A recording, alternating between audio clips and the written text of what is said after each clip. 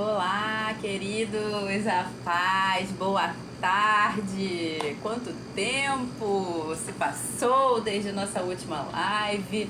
Era para ter começado essa live em janeiro e nós estamos começando hoje, fevereiro, dia 10 de fevereiro, meio-dia em ponto. E você, pessoal do YouTube, como é que vocês estão? Boa tarde a todos, vamos chegando. Minha mãe chegou. Boa tarde, mami. Mami está aqui comigo, me ajudando, como sempre. Louvado seja Deus pela sua vida, mami. Te amo muito, muito, muito. E hoje nós vamos começar. Eu tinha feito uma enquete há um tempinho atrás, então não sei se vocês se recordam, e perguntando qual seria o próximo livro, ou a próxima carta, ou a próxima sequência de estudo que a gente faria por aqui. Nós fizemos em outubro, e terminamos no dia 1º de novembro, o livro de Provérbios. Foi uma bênção. Quando eu falo que foi uma bênção, em primeiro lugar foi uma bênção para mim, e eu creio que pelo testemunho de outras pessoas foi uma bênção para outras pessoas também, que puderam acompanhar por aqui, ou que não puderam acompanhar ao vivo, mas que assistiram depois. E creio que agora não vai ser diferente. E a gente vai começar essa série que vão ser a série das cartas do Novo Testamento. Boa tarde, irmã. Boa tarde, Sônia. Que vai ser a sequência das cartas do Novo Testamento. Então eu vou explicar rapidamente aqui como é que vai ser, como é que vai funcionar. Eu não pretendo fazer assim todas as cartas igual eu fiz com Provérbios, assim, na sequência direto, um atrás do outro, né? Porque a gente vai aí, com certeza, ficaria praticamente o ano todo aqui fazendo só as cartas do Novo Testamento. Então o que eu pretendo fazer? Eu vou fazer uma carta, dou um espaço, não precisa ser um espaço tão grande como foi o de Provérbios para hoje, porque entrou Natal, entrou Ano Novo, entrou Dia de Ação de Graças, e aí acabou que eu fui estendendo, ia fazer em janeiro, entrou férias, e aí eu tô fazendo agora em fevereiro. Mas eu pretendo dar um espaço entre uma carta e outra pra gente poder fazer essas lives, tá? Outra coisa, os comentários vão ser mais ou menos como foi com o livro de Provérbios, tá? Como vocês sabem, eu não sou teóloga, não tenho formação em teologia. Tudo que eu vou estar fazendo aqui é uma leitura comentada dentro daquilo que eu já estudei até hoje, tenho entendimento até hoje, entendo com relação a esses textos, e vou comentar. Não vai ser um comentário de profundidade teológica, mas sim a minha intenção é trazer essa leitura para algo que seja do nosso cotidiano, para algo que seja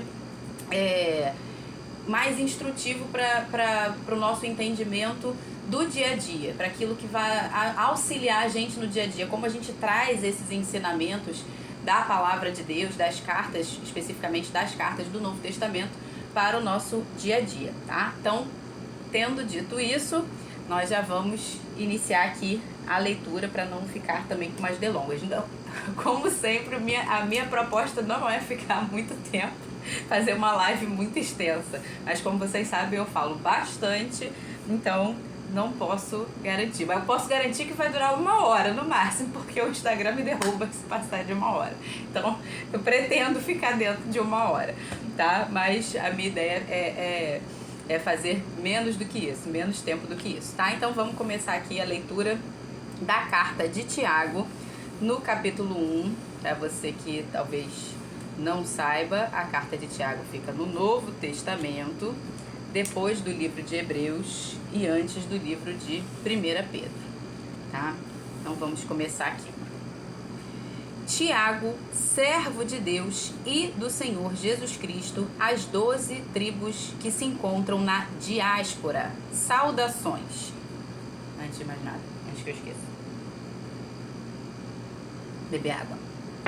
Deixa uma aguinha aí, papel e caneta na mão, que eu esqueci de avisar vocês disso. Vou até pegar minha caneta aqui também, que eu gosto de estar com a caneta na mão. Gente, cadê a caneta? Aqui. Então vamos lá. Ele se identifica aqui, Tiago se apresenta aqui como servo de Deus e servo do Senhor Jesus Cristo. No Novo Testamento tem mais de uma pessoa que se chama Tiago. Então a autoria da carta de Tiago não é uma coisa assim que a gente possa afirmar, é esse Tiago aqui que é o autor dessa carta. Mas há um consenso, há uma maioria que entende que essa carta poderia ser da autoria do irmão de Jesus, ou o meio-irmão de Jesus, né? Visto que Jesus é filho de Deus e filho de Maria na carne, mas Maria teve outros filhos com José, entre os quais Tiago e Judas, que não é o Judas Iscariotes, tá? Então esse Tiago aqui, há um entendimento, um consenso que esse Tiago seja o irmão de Jesus. Por quê? Porque não seria o Tiago apóstolo, né? O apóstolo Tiago, que foi um dos que andou com Jesus. Poderia ser, se ele não tivesse, se a data da morte dele, provável, não fosse do ano 44 antes de Cristo. E essa carta aqui, os estudiosos, né, a tradição data essa carta aqui de por volta do ano 40, entre o ano 45 e o ano 62 depois de Cristo. Então, né, a matemática não bateria, não tem como ter sido o apóstolo Tiago a escrever essa carta.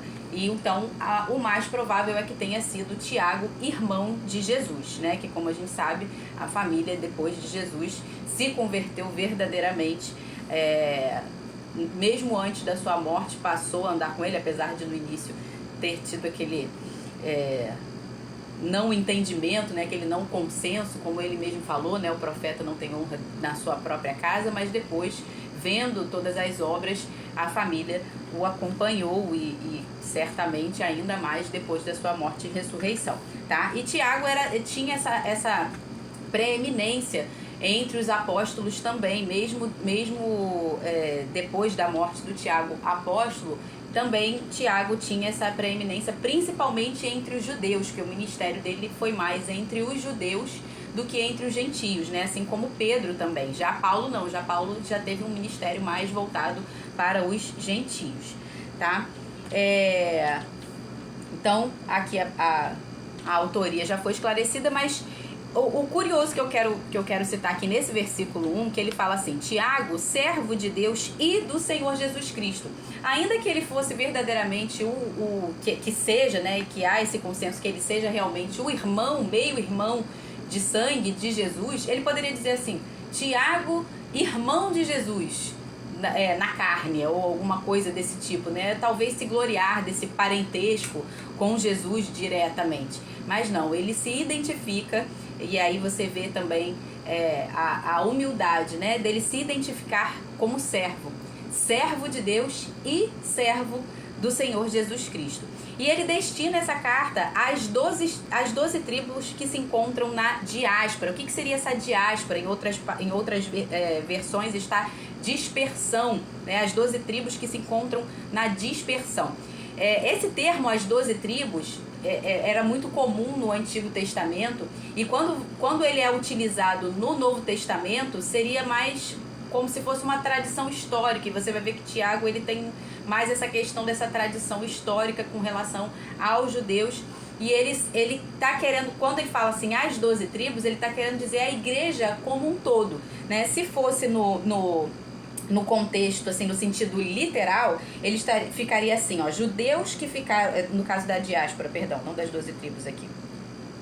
Quando ele fala diáspora, que também em outros textos está dispersão, destinando isso às 12 tribos que se encontram na diáspora ou dispersão. No sentido literal seria judeus que ficaram espalhados entre as nações após o cativeiro babilônico, ou seja, a igreja como um todo, né? No sentido metafórico seria esse, a igreja como um todo, tanto judeus quanto os gentios, tá? Porque o ministério com os gentios já havia sido iniciado também. E aí, vamos continuar então. Versículo 2. Meus irmãos, tenham por motivo de grande alegria. Se fosse só de alegria já era para se estranhar, né? Mas ele fala assim, grande alegria, o fato de passarem por várias provações. Novamente, se fosse só provações, né, já seria difícil entender isso aqui, mas ele fala várias provações. Então, meus irmãos, tenham por motivo de grande alegria o fato de passardes por várias provações. Versículo 2. Se a gente lê esse texto aqui sem o contexto, a gente fica assim, que loucura, como assim eu vou ter por motivo de grande alegria o passar por várias provações? Quem é esse masoquista que vai ter motivo de grande alegria?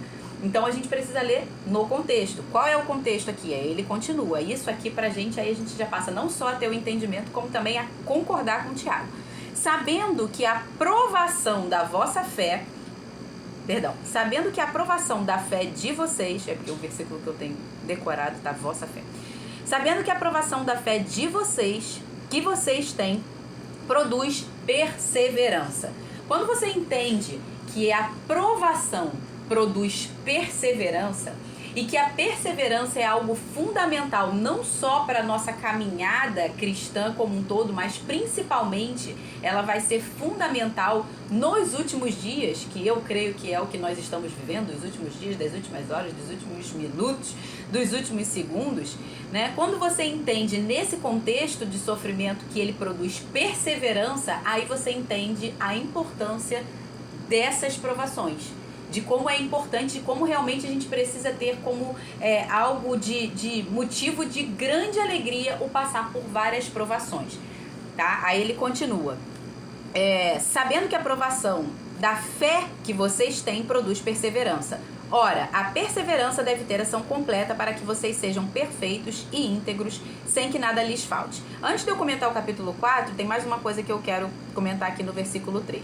Quando ele fala assim, sabendo que a provação da fé de vocês, ou a aprovação da vossa fé. Deixa eu só passar aqui para o outro lado.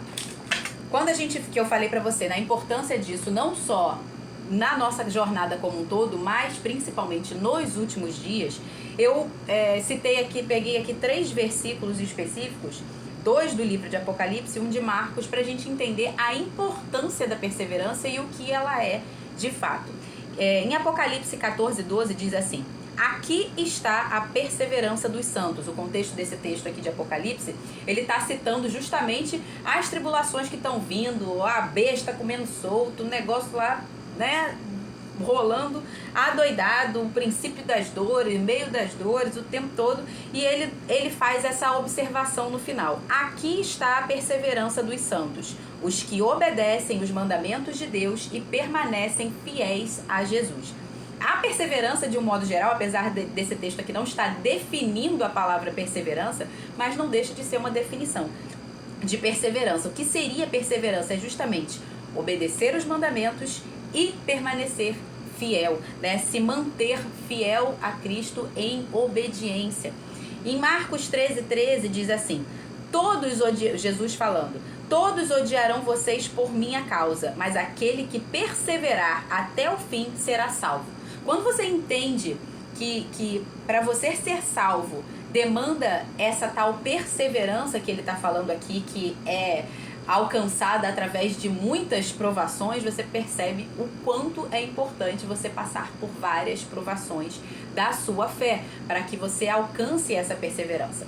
Em Apocalipse 3:10 e 11, né, diz assim: visto que você guardou a minha palavra de exortação à perseverança, ou seja, você guardou quando você obedeceu quando eu falei para você assim, persevere. Ele está falando isso aqui, né? Visto que você guardou a minha palavra de exortação à perseverança, quando ele nos exortou a perseverar, quando ele te exortou, você guardou essa palavra, eu também o guardarei da hora da provação que está para vir sobre todo o mundo, para pôr à prova os que habitam na terra.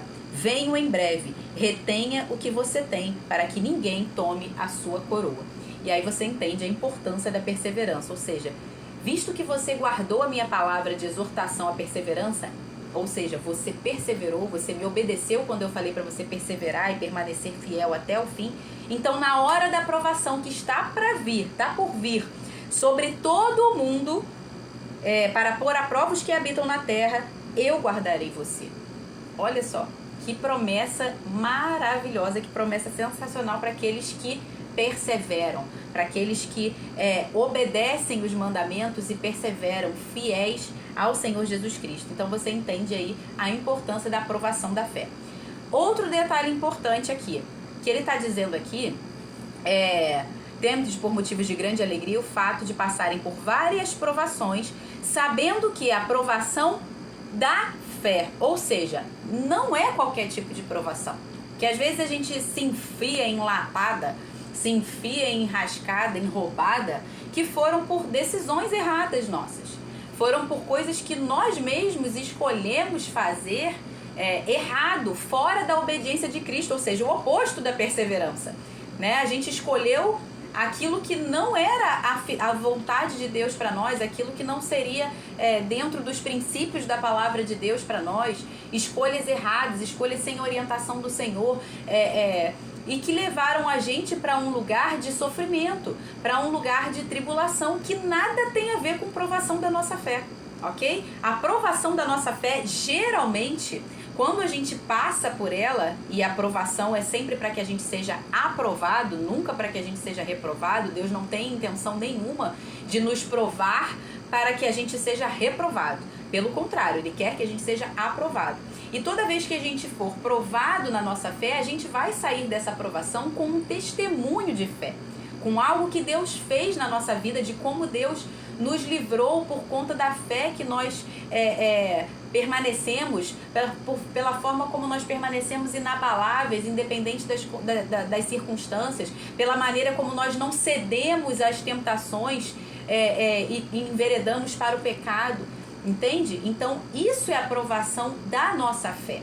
Diferente de coisas que a gente faz, de decisões que a gente faz, escolhas que a gente faz na nossa vida, inclusive com relação a nossos relacionamentos, a nossa saúde, a nossas escolhas financeiras. Todas as áreas da nossa vida nós podemos fazer escolhas erradas que vão nos levar a tribulações e situações difíceis que nada tem a ver com provação da nossa fé, ok? Então, por isso, ele mais aqui à frente, a gente vai ver que ele fala assim: ninguém ao ser tentado diga assim, eu sou tentado por Deus, ok? Por quê? Porque nem tudo é provação da nossa fé. Pelo contrário, eu posso dizer aí que pelo menos 99,9% é latada que a gente mesmo se enfia. Não tem nada a ver com provação da nossa fé, tá?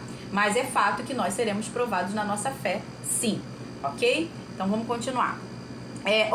Versículo 4. Ora, a perseverança deve ter ação completa para que vocês sejam perfeitos e íntegros, sem que nada lhes falte. Esqueci só de um detalhe. Ainda que as nossas provações, pra gente não ficar aqui sem esperança, né? Ainda que as nossas provações, a maioria delas, como eu falei, sejam por motivo de nossas escolhas erradas, decisões erradas, pecados que nós cometemos, coisas desse tipo, ainda que a maioria das nossas provações sejam por esse motivo, Deus não vai desperdiçar isso. A palavra fala que todas as coisas cooperam para o bem de quem? De todo mundo? Não. Para o bem daqueles que amam a Deus e são chamados segundo o seu propósito. Então, uma coisa é certa, se você ama a Deus verdadeiramente, está buscando ao Senhor verdadeiramente, foi chamado segundo o propósito dele, a sua boa, perfeita e agradável vontade para a sua vida, e você está buscando isso, até mesmo as coisas que você fez de errado, ele vai aproveitar de alguma maneira, para que você aprenda, para que você cresça, para que você amadureça. Não foi a vontade dele? Não foi. Foi a permissão? Sim, porque você tem livre-arbítrio, então ele vai permitir, ele não vai te obrigar a obedecê-lo, mas ele vai usar isso também. Então, ainda que você tenha errado, saiba que há esperança. Ainda que eu tenha errado, eu preciso saber que eu tenho esperança e que tudo isso vai ser usado para a glória de Deus, e ele vai fazer com que todas essas coisas cooperem. Ainda que eu tenha errado de todas as formas, ele é capaz de transformar qualquer maldição que eu mesma tenha feito ou tenha trazido para a minha vida pela minha por qualquer legalidade que eu possa ter dado. Ele é capaz de transformar qualquer maldição em bênção. Então há esperança para aquele que crê, há esperança para aquele que busca ao Senhor e passa a andar de acordo com a sua vontade, se arrepende verdadeiramente. Então ele vai usar isso, ainda que não tenha sido uma provação da sua fé e sim algo que você mesmo fez com que desencadeasse, que ele vai usar em seu favor, em nome de Jesus. E aí eu li o versículo 4, ora, a perseverança deve ter ação completa para que vocês sejam perfeitos e íntegros, sem que lhes falte, tá bem? Sem que lhes falte nada, tá? O que significa isso? A perseverança deve ter ação completa. Quando eu li essa palavra, esse termo, ação completa, eu fiquei pensando, bom, para perseverança ter ação completa, então significa que é um processo. A perseverança ela não é um fim em si mesmo. Se há uma ação completa, então há alguma coisa que vai vir depois da perseverança. E aí eu lembrei de dois textos que eu vou ler aqui. Um está em Romanos 5, de 3 a 5, que diz assim, se eu conseguir enxergar, diz: e não somente isto, mas também nos gloriamos nas tribulações. Olha aqui Paulo falando a mesma coisa. Mas também nos gloriamos nas tribulações, sabendo que a tribulação, ou seja, a provação da nossa fé, os problemas, produzem perseverança.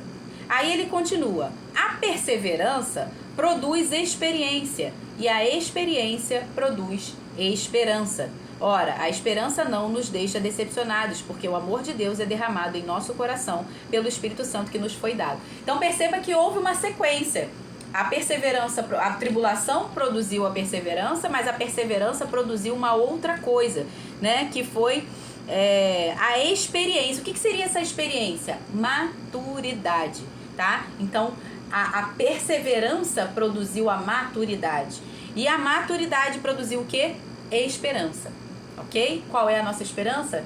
Cristo. Ou seja, redundou novamente em fé para nós. E o outro texto seria 2 Pedro, capítulo 1, versos 5 a 8, que diz assim: por causa disso, concentrando todos os seus esforços, acrescentem a fé que vocês têm, ou seja, olha aí, a aprovação da fé. Acrescente a fé que vocês têm virtude, ou seja, só a fé não basta. Tem que acrescentar a fé, a virtude. A virtude seria uma espécie de ação da fé. Seria como se você estivesse agindo pela fé, né? Não basta só você ter fé, você tem que agir de acordo com essa fé. E a virtude demonstra isso. Aquilo que você vai estar agindo de acordo com aquilo que você crê. Acrescente a fé que vocês têm virtude. A virtude, acrescente o quê? Perseverança. Não, perdão. Ai, meu Deus. Óculos, por favor. Acrescente a fé que vocês têm a virtude. A virtude, o conhecimento.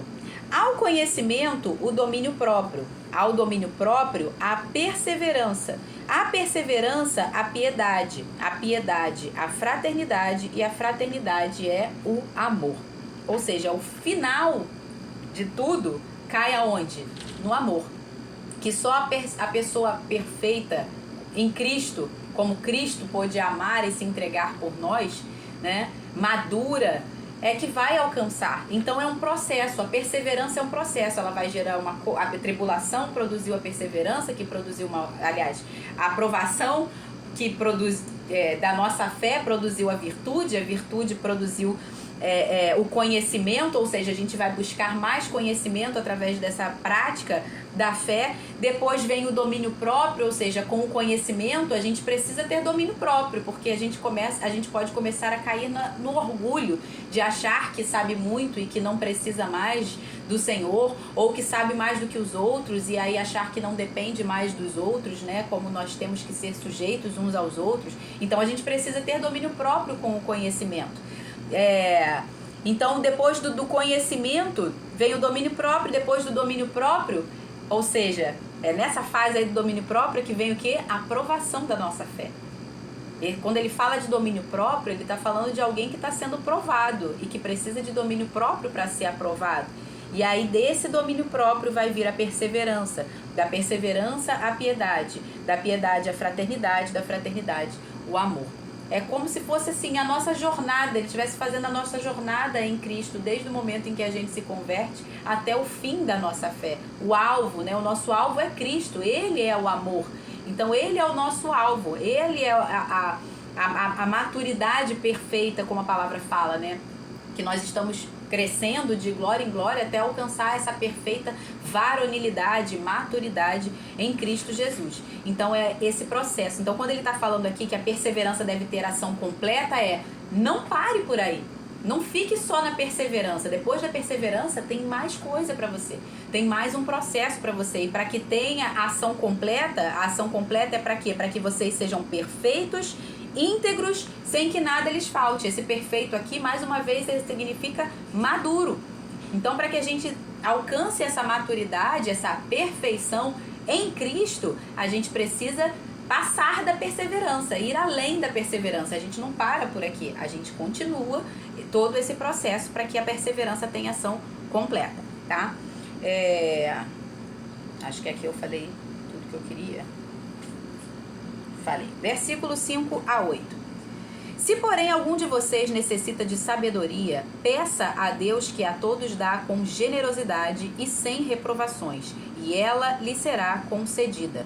Mais uma vez, Deus não nos nega. Olha só, é só pedir. Ninguém pode falar assim, eu não tenho sabedoria. Mas eu não sei. Mas... Peça. Por que você não pede? Você não recebe porque você não pede. E você não recebe também porque, na maioria das vezes, você pede mal, para esbanjar nos seus próprios desejos, como a gente vai ver aqui mais pra frente em outro capítulo. Pedis e não recebeis porque pedis mal, para esbanjar nos seus próprios desejos. Às vezes você pode até pedir sabedoria, mas você está pedindo sabedoria para quê? Porque, por exemplo, Salomão, ele pediu sabedoria para ser sábio? Não, ele não pediu sabedoria para ser sábio. Ele pediu sabedoria para ser rico? Não, ele não pediu sabedoria para ser rico. Ele pediu sabedoria para julgar o povo de Deus com justiça. Ele pediu sabedoria para ser justo.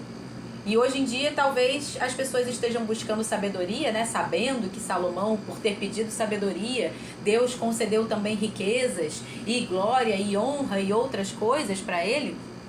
Talvez as pessoas estejam pedindo sabedoria para ser rico. Talvez as pessoas estejam pedindo sabedoria para ser superior, para ter poder. Então, esse pedido não vai ser atendido. Pedis e não recebeis porque pedis mal. Então, não é só pedir. Pede e você recebe. Mas não basta pedir a coisa certa. Você tem que pedir a coisa certa pelo motivo certo, porque Deus conhece o nosso coração, tá? Então, ele continua.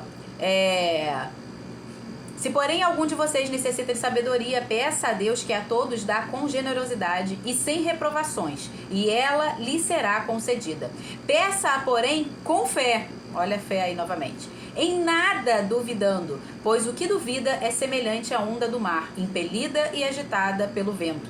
Que uma pessoa dessas não pense que alcançará do Senhor coisa alguma, sendo indecisa e inconstante em todos os seus caminhos. Ele começa falando de sabedoria e depois ele fala assim, não pense que uma pessoa dessas, inconstante, duvidosa, porque a dúvida é o oposto da fé, não pense que uma pessoa dessas alcançará do Senhor coisa alguma. Olha só, ele foi da sabedoria, que foi o que ele começou a falar, peça sabedoria. Mas depois ele fala assim, não pense que alcançará coisa alguma. Ou seja, não é só a sabedoria que você não alcança quando você pede, não pede, ou quando você pede duvidando, ou quando você pede com a motivação errada.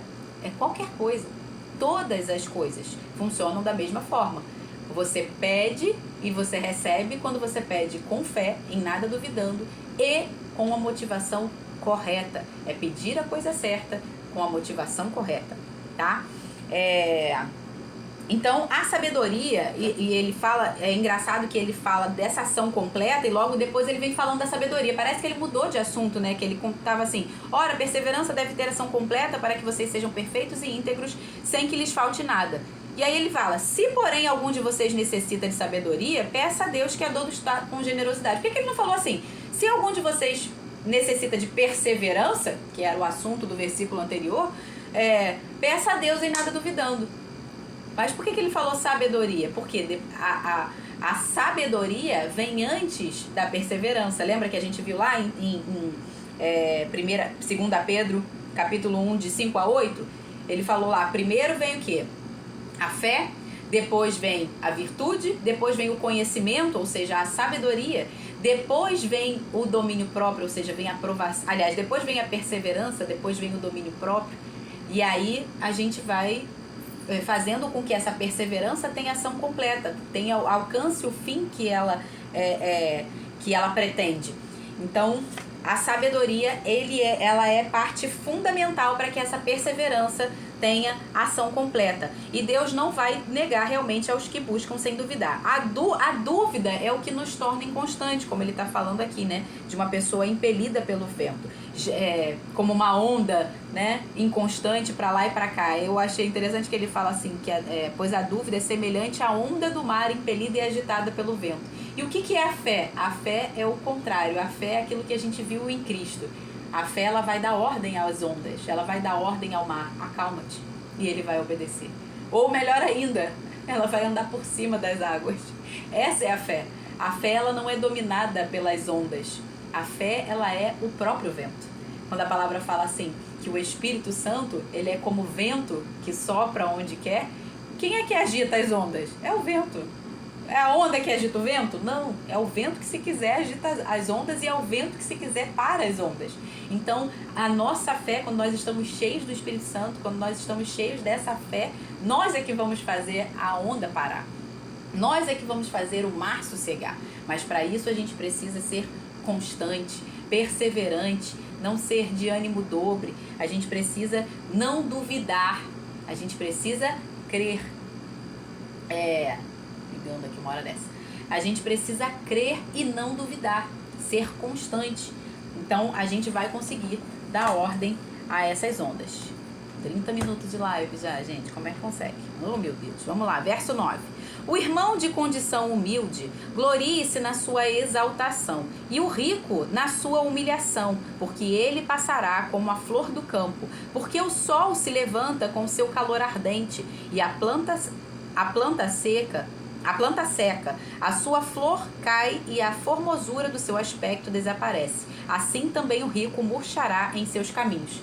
Mais uma vez, parece que ele mudou de assunto, parece que não tem nada a ver uma coisa com a outra, né? O que aconteceu aqui para entrar nesse texto aqui? Está falando de sabedoria, daqui a pouco está falando de pobreza e riqueza. O que tem a ver uma coisa com a outra, né? O que ele está dizendo aqui nesses textos não são as nossas condições sociais ou financeiras que vão nos definir diante de Deus. E mais uma vez, primeiro veio a perseverança e ele falou da sabedoria. Olha, para perseverança ter ação completa, você precisa da sabedoria. Mas também vai vir a aprovação. Qual é a aprovação? De você se exaltar, seja na sua pobreza, seja na sua riqueza, né? De você achar que é muito humilde porque é pobre, ou de você se exaltar porque você é rico. E engraçado, o curioso é que ele está falando assim, o irmão de condição humilde, lembrando que a gente já falou muito isso em Provérbios, que humildade não tem nada a ver com pobreza ou riqueza, ok? Humildade não tem nada a ver com isso, não tem a ver com condições financeiras,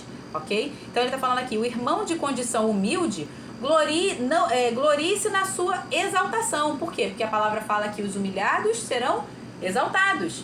Então ele fala, glorie-se nisso. Glorie-se no Senhor que vai te exaltar e não na sua condição atual, né? Sempre você vai se gloriar no Senhor, nunca em você mesmo. E o contrário também, o rico na sua humilhação, né? O rico aí é o quê? É aquele que deposita a sua confiança no dinheiro. Lembrando que riqueza não é problema, o problema é o amor ao dinheiro. Então o rico, quando a palavra fala aqui rico, ele está falando daquele que confia no dinheiro em vez de confiar no Senhor, ok? Então o rico se gloria em quê? Na sua humilhação, ou seja, se humilhe. E é nisso que você precisa se gloriar, porque é o Senhor que vai permitir que você seja humilhado, para que Ele possa vir a te exaltar também. Porque os humilhados serão exaltados, não são os ricos que serão humilhados e depois exaltados, não são os pobres que vão ser humilhados e depois ser exaltados, não. É aquele que se humilha no Senhor, é aquele que põe a sua confiança no Senhor, ou seja, esse está se humilhando e o Senhor vai exaltar a ele. Então, mais uma vez, domínio próprio aí, olha a aprovação da fé aí, de você não se gloriar em si mesmo, mas sim se gloriar no Senhor, porque o mérito não é seu, o mérito é dele. Ou seja, você pode ter toda a sabedoria, pode ter toda a perseverança, mas se você não tiver o domínio próprio, a humildade de entender que não é na sua força, não é no seu poder, e sim do Senhor, né, você vai passar como a flor da erva. Você vai cair como a planta que seca e cai na sua formosura. Por quê? Porque tudo que nós temos, tudo que nós somos, é tudo dele, por ele, para ele. São todas as coisas. A ele a glória. Então a gente precisa de domínio próprio nisso, para que a nossa ação da nossa perseverança seja completa. A gente precisa ter esse domínio próprio de não se gloriar em si mesmo, mas sim se gloriar no Senhor. A ele a glória, tá? E esse texto aqui é engraçado que me parece que ele está fazendo referência a dois textos que eu lembrei, tá? É óbvio que dentro da minha lembrança limitada, ele pode estar fazendo referência a muitas coisas. Mas eu lembrei especificamente de Lucas 6, 20 a 26, que fala das bem-aventuranças e dos ais. Eu não vou ler tudo, porque é um texto um pouquinho mais extenso, mas depois, se você tiver curiosidade, leia lá. Das bem-aventuranças, que ele fala: bem-aventurado os pobres de espírito. Mais uma vez, esse pobre aí não tem a ver com condição financeira, tem a ver com aquele que se humilha e assim por diante. E também o texto de Lucas 14, 11, como é mais curtinho, eu até escrevi, que diz assim: pois todo o que se exalta será humilhado, e o que se humilha será exaltado. Então é disso que se trata isso aqui que ele está falando. Não tem nada a ver com questão financeira, ok? Tem a ver com questão espiritual. Toda vez que a palavra de Deus vai falar, toda vez não, na maioria das vezes, né? Que Jesus está falando com relação à pobreza, ao pobre de espírito, ele está falando daquele que se humilha, aquele que reconhece a sua pobreza espiritualmente falando, aquele que reconhece que depende do Senhor, que ele é rico em perdoar, ele é rico para nos salvar, é dele que vem todas as coisas, ok? Versículo 12 a 15. Bem-aventurado é aquele que suporta com perseverança a aprovação. Viu? Que agora ele parece que encaixou tudo, ó, tá vendo? Tudo isso que você passou aqui, ó, você precisou da sabedoria, depois vem o conhecimento, vem o domínio próprio, veio a aprovação da fé novamente, de você não se gloriar em si, e aí ele fecha novamente citando bem-aventurado, ou seja, por isso que também me lembrou com relação às bem-aventuranças. Bem-aventurado é aquele que suporta com perseverança a aprovação.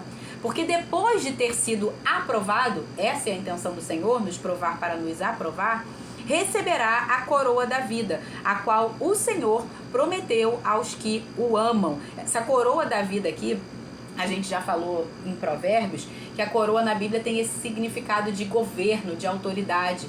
É como se fosse um atleta que recebia os louros, né, a coroa da vitória, ou um rei mesmo que recebe a coroa de autoridade, de governo, tá? Depois de ter sido aprovado, receberá a coroa da vida, que é a melhor coroa, né? E depois a gente vai devolver essa coroa para ele, a qual o Senhor prometeu aos que o amam.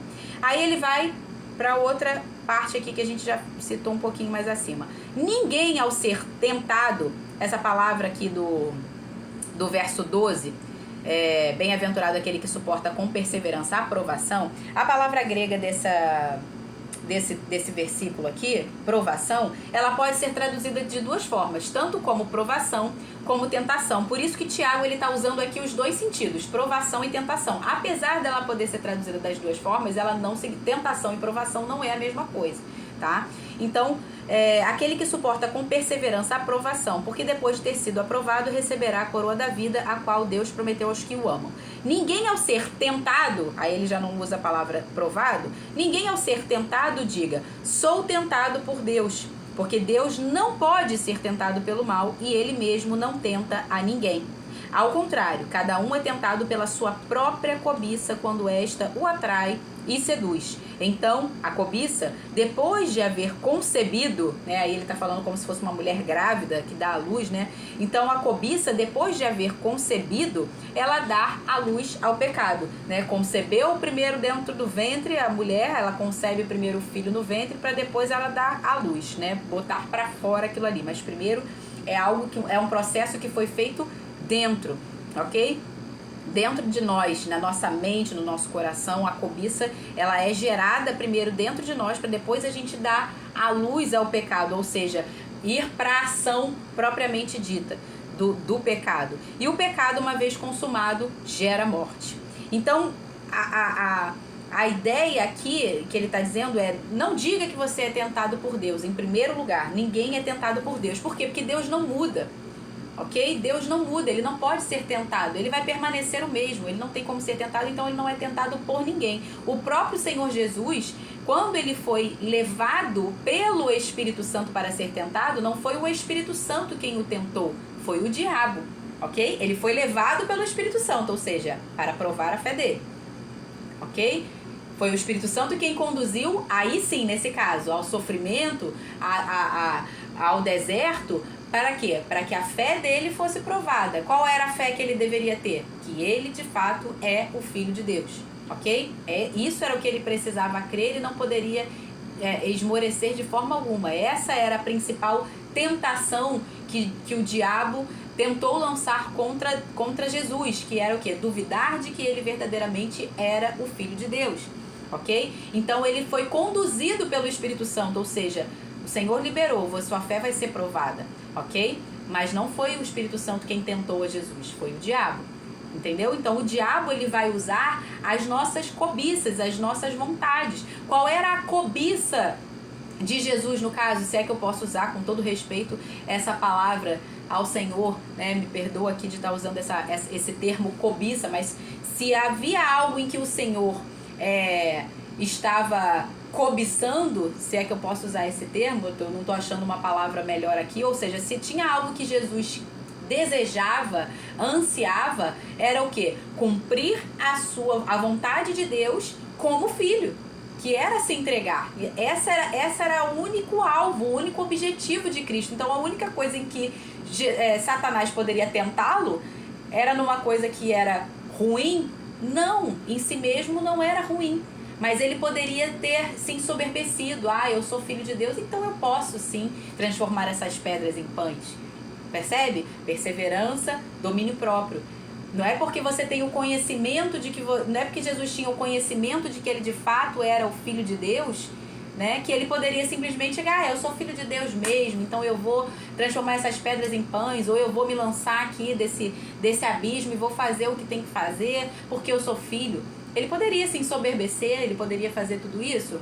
Poderia. E aí ele não cumpriria aquilo que ele foi chamado para fazer. Então Satanás só poderia tentá-lo nisso. Não havia nenhuma outra cobiça dele. Não havia nenhuma outra coisa que ele ansiava mais do que cumprir a vontade de Deus e ser quem ele é. Cumprir a sua identidade, que é ser filho de Deus. Então a única coisa que Satanás poderia tentá-lo era nisso. Mas nós não. Nós, com a nossa natureza corrompida pelo pecado, temos outras coisas, muitas outras coisas que Satanás pode nos tentar, né? Que são as nossas próprias cobiças, as nossas próprias inclinações da nossa carne. Então é isso que ele está falando aqui. Ninguém, ao ser tentado, diga: sou tentado por Deus, porque Deus não pode ser tentado pelo mal e ele mesmo a ninguém tenta. Ou seja, são as nossas próprias cobiças que nos atraem, que nos seduzem, não é o Senhor. Então Deus só permite determinadas coisas ou para nossa fé ser provada, ou porque nós mesmos decidimos por coisas erradas e aí nós vamos colher aquilo que a gente plantou, tá? Então a aprovação da sua fé é quando você passa pela tentação sem dar à luz e consumar o pecado.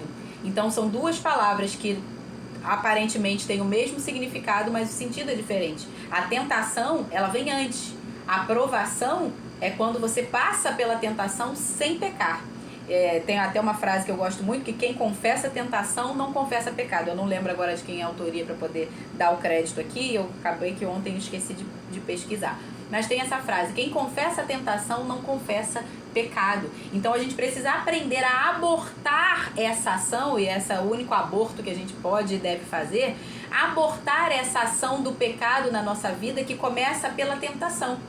Porque olha o que ele está falando aqui, olha o processo de gerar o pecado. Cada um é tentado pela sua própria cobiça, quando esta o atrai e o seduz. Parece que ele está fazendo uma alusão a um relacionamento pecaminoso, um relacionamento adúltero, né? Que ele fala assim, ó, cada um é tentado pela sua cobiça, quando essa o atrai e o seduz. Então a cobiça, depois de haver concebido, ou seja, depois de ser gerada dentro de você, é que vai dar a luz ao pecado. Então onde é o processo que a gente tem que abortar? É na hora que a gente está sendo tentado. para que a gente não venha dar à luz a isso, ou seja, não praticar a ação correspondente àquilo que estava sendo gerado pela tentação dentro de nós. É aí, nesse momento, que a gente precisa confessar e deixar, de preferência, o mais rápido possível. Quanto antes percebeu a tentação, confessa. Confessa, porque quem confessa a tentação não vai confessar pecado depois. Então esse é o processo que a gente precisa abortar desde o princípio. Confessar e deixar o pecado para que ele não venha ser gerado, não venha dar à luz a esse pecado e não venha gerar morte na nossa vida. Verso 16. Acho que foi tudo aqui.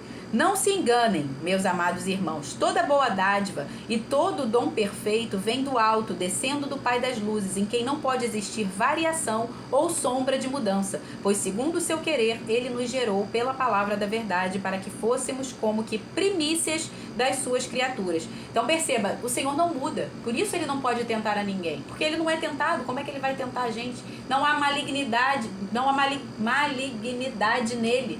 Ele não é mau, ele não é perverso. E aí você pode se perguntar, Camila, mas se o Senhor é bom, se o Senhor é justo, por que coisas ruins acontecem? Acontecem justamente porque o pecado entrou no mundo e nós damos lugar à cobiça. Por isso que acontece. Então o que está acontecendo não é que Deus é mau, não é que Deus é injusto, pelo contrário, é a justiça dele. Ele é justo e porque ele é justo, você vai colher aquilo que você plantou. Então, quando algo mal acontece no mundo, somos nós colhendo o que nós plantamos. Nós, quando eu digo a humanidade como um todo, porque existem coisas que são pecados gerais da humanidade e tem coisas que são individuais. Aquilo que você plantou individualmente, você vai colher individualmente, mas aquilo que a humanidade como um todo está plantando, porque nós somos um corpo, nós iremos colher também.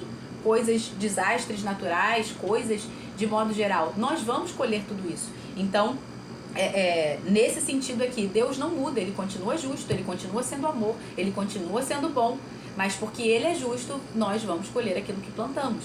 Então coisas ruins acontecem por causa disso, tá? E ele, da mesma forma que ele não muda, da mesma forma que ele é fiel, ele deseja que nós também sejamos assim, porque ele diz assim, porque segundo o seu querer, ele nos gerou pela palavra da verdade, para que fôssemos como que primícias das suas criaturas. Toda boa dádiva, todo dom perfeito vem dele. E ele quer transmitir isso para nós e quer que a gente seja como que essa primícia das suas criaturas. Ou seja, que de nós também só saia isso, boas dádivas, dom perfeito, nada de mal. Essa é a vontade dele para nós, boa, perfeita e agradável, tá? Verso 19. Vocês sabem estas coisas, meus amados irmãos. Cada um esteja pronto para ouvir, mas seja tardio para falar e tardio para ficar irado. É o velho conselho das mães, das vovós, né? Você tem 2 ouvidos e uma boca. Fala menos, ouve mais, né? Não precisa ficar irado, se acalma. Vocês sabem essas coisas, meus amados irmãos. Cada um seja pronto para ouvir, mas seja tardio para falar e tardio para ficar irado. Porque a ira humana não produz justiça divina. Tudo aquilo que você tentar pela sua ira produzir qualquer tipo de justiça própria, você está falando para Deus assim, eu não preciso da sua justiça, eu mesmo vou fabricar a minha justiça aqui. E aí Deus vai permitir. Ok, faça a sua justiça. Mas saiba que a sua justiça é como trapo de imundícia. Mas se você quiser a minha justiça, eu que sou o justo juiz, vou entrar. E vai parecer que as coisas não são feitas do jeito que você acha que são certas, mas elas vão ser feitas da melhor maneira possível, ok? Da melhor maneira dentro do plano dele, que é perfeito. Porque para ele nada é impossível. Portanto, deixando toda a impureza e acúmulo de maldade, acolham com mansidão a palavra implantada em vocês, a qual é poderosa para salvar. Olha só o que ele está falando. Portanto, deixando toda a impureza, ou seja, toda impureza parece que falou de algo que acontece quando a gente nasce de novo, né? Que a gente abandona aquilo que parece que é o grosso do pecado, sabe? Aquilo que é mais escandaloso, normalmente a gente abandona. Mas aí depois ele fala assim, e todo acúmulo de maldade. Parece que ele está falando de algum resíduo, de coisas que ficaram, entendeu? Acumuladas. Tipo assim, peraí, você eliminou o grosso, mas você também precisa eliminar esses resíduos para que se torne puro de verdade. para que, como se fosse esse ouro que passa pelo fogo, né, que é acrisolado ali pelo fogo e as impurezas saem dele. Você precisa também tirar esse acúmulo de maldade que ficou. Não basta tirar só o grosso, aquilo que é visível, aquilo que é aparente, ok? Você precisa disso. Para quê? E com isso acolham com mansidão a palavra implantada em vocês, a qual é poderosa para salvar. Ou seja, acolher com mansidão é você entender. É como se fosse uma espécie de humildade, né? Porque a humildade não é você pensar, eu gosto da definição do C.S. Lewis, não é você pensar menos de si mesmo, mas é pensar menos em si mesmo. E a definição de mansidão que eu sempre cito, que é de Mike Bickle, ele fala, né, que a mansidão é você ter o poder para fazer, você tem o poder para fazer, mas você escolhe não fazer. Então esse mansidão aqui, acolher com mansidão você poderia fazer a sua justiça da sua forma mesmo, mas acolha com mansidão a palavra de Deus. Ela é justa, Ele vai fazer. Aquilo que Deus está te falando, acolha a justiça dEle, acolha com mansidão isso, deixa que Ele faz. Seja manso.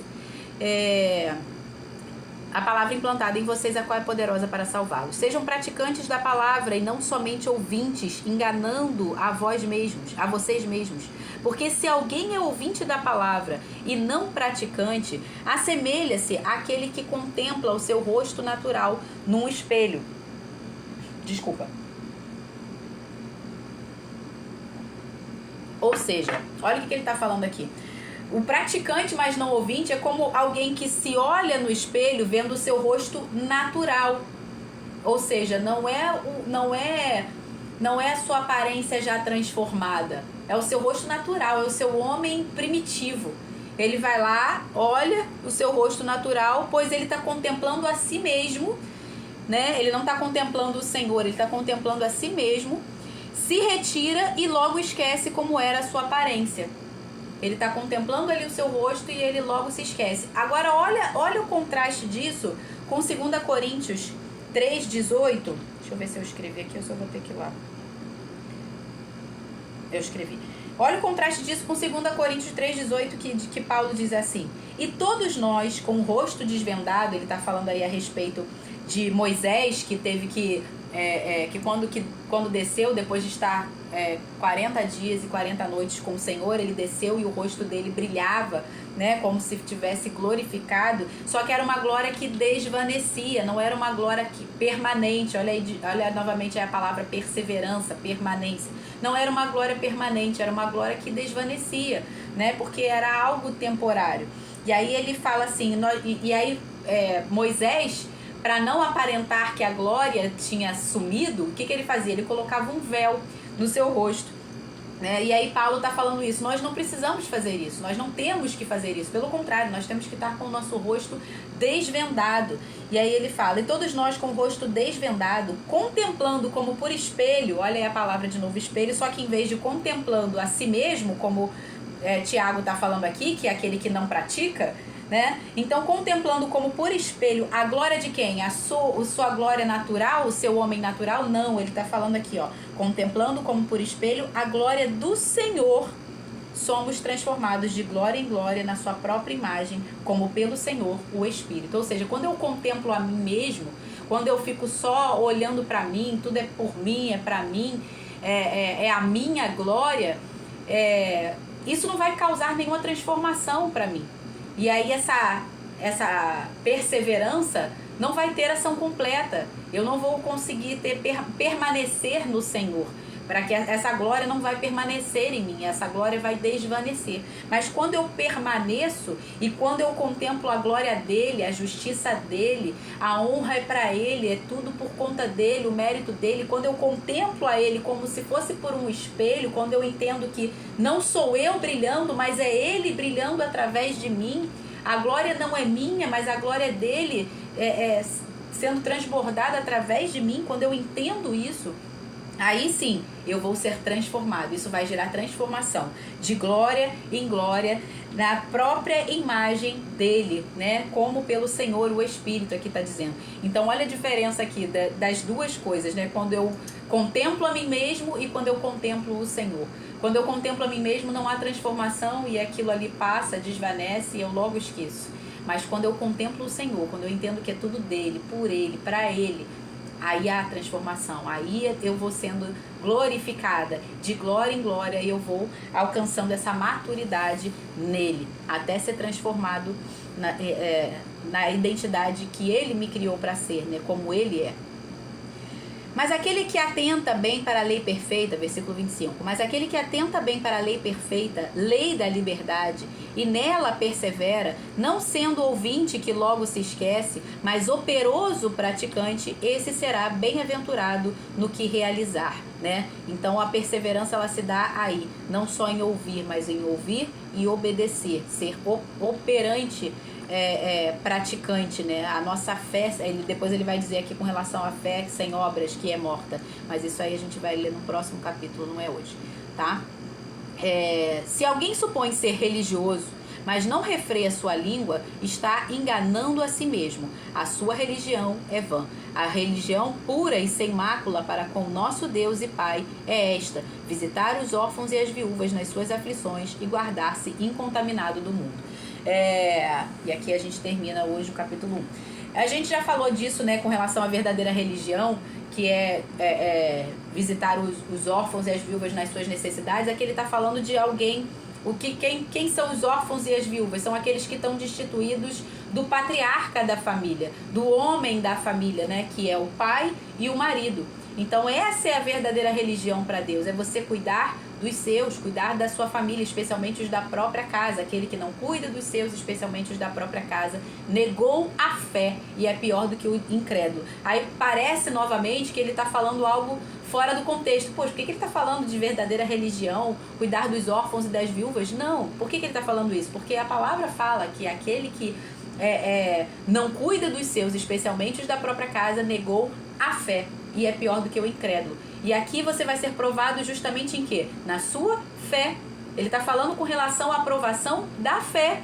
Então, quando você nega isso, quando você rejeita essa verdadeira religião, que é cuidar daqueles por quem Deus se importa, e aí nesse caso eu me dirijo especialmente aos homens, né, cuidar dos seus, especialmente da sua própria casa, você não está sendo aprovado, você está sendo reprovado na sua fé. Nesse momento você foi reprovado. Você deixou de cuidar dos seus, especialmente os da sua própria casa. Aí você foi reprovado.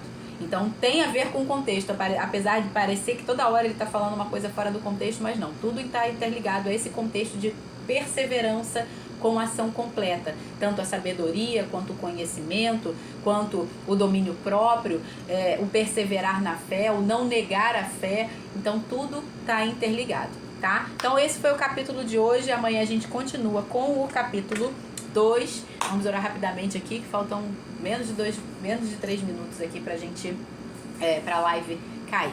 Pai, muito obrigado, Senhor. Obrigada por esse retorno. Obrigada por termos a liberdade, Senhor, não só de ler e estudar a sua palavra, mas também de compartilhar aqui na internet, Senhor, para que outras pessoas, outras vidas sejam alcançadas por esse conhecimento, por esse entendimento. Nós estamos aqui como quem está conversando acerca da sua palavra, Senhor. Não tenho intenção aqui de passar ensinos teológicos, doutrinários profundos, mas uma conversa entre amigos, entre irmãos, sobre a tua palavra, sobre aquilo que o Senhor nos ensina e sobre como podemos trazer isso para o nosso dia a dia, para a nossa vida, Pai. Em nome de Jesus, que o Senhor nos guarde, nos proteja, nos livre do mal nesse dia, nessa semana, e que essa palavra possa alcançar a vida de muitos, ó Deus, que ela possa ser transbordada na vida de muitas pessoas e possa trazer frutos, ó Deus, que o Senhor mesmo fará germinar, Senhor, na vida de cada um. Em nome de Jesus eu oro e te agradeço, meu Deus. Amém. Beijo, gente. Fiquem com Deus. Até amanhã, se Deus quiser. Tá? Estaremos aqui no mesmo bate-horário, no mesmo bate-canal. Acho que aconteceu alguma coisa aqui que tá parecendo que tá uma tela diferente no Instagram. Não sei se entrou algum filtro aqui, sei lá o que é isso. Tá? Beijo pra vocês. Até amanhã. Tchau, tchau, tchau, pessoal do YouTube. Beijo.